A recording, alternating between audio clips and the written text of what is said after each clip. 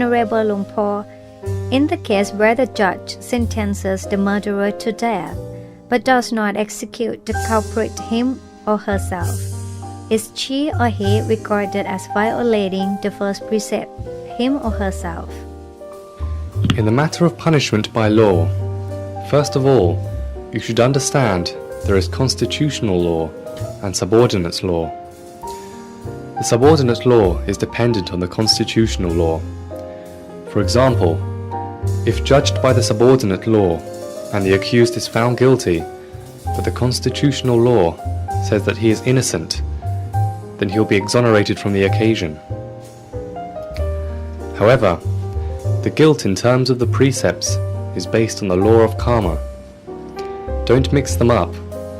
Once one is jumbled up about the worldly law and the karmic law, they are unable to make a righteous judgment.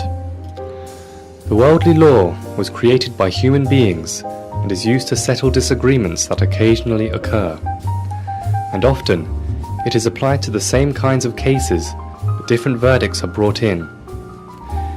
In terms of the law of karma, with regards to the issue of killing, no matter of where or when, one is always guilty.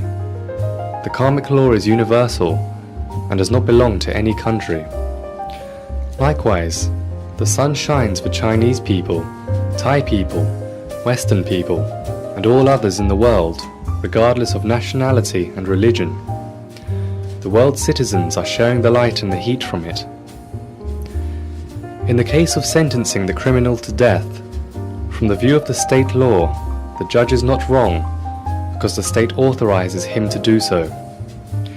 Anyway, killing is always wrong in the face of the law of karma. The constituents of killing are comprised of 5 respective steps, namely 1. The being is alive. 2. Knowing the being is alive. 3. One harbors the intention to kill. 4. Executing the being. And 5. The being dies. Whenever one receives an instruction to kill and the order is carried out, anybody who is in charge of any steps in the process will definitely undergo the woe that is due proportionally thereafter. However, there is a mitigating circumstance, as I have mentioned previously, by not being content with the order. And secondly, the villain who receives the death sentence realizes his or her immoral conduct and admits their guilt, as well as not entering into a feud with the judge. The judgment is even vicious, but the degree of karma is less. But if it happens that the culprit is indeed wrong, but he refuses to admit the truth and engages in a rebuttal with the judge, then the feud will continue endlessly into the cycle of existence. Especially in the case where the judge issues a wrong verdict when the evidence obviously proves the accused guilty, but he or she is in fact innocent. The retribution in this sort of case is severe.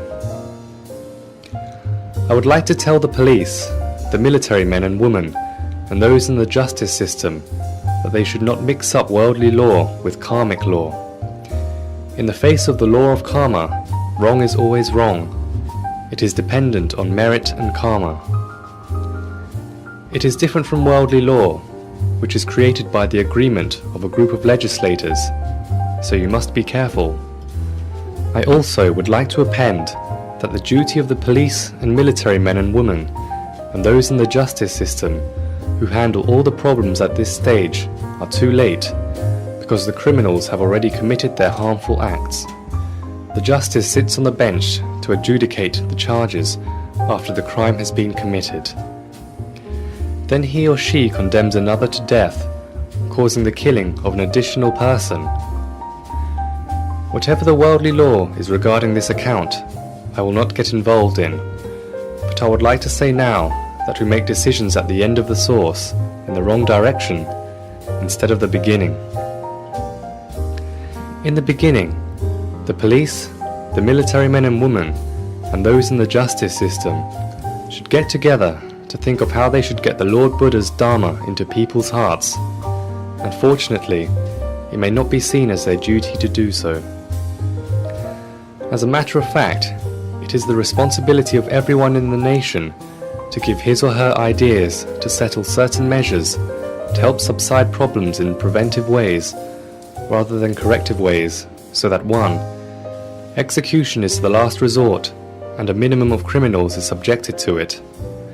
2. Or perhaps the courts can show clemency towards the criminals by resorting to a life sentence in prison. Why? This is because no one has the right to destroy the life of others because we are not the ones who give or create life.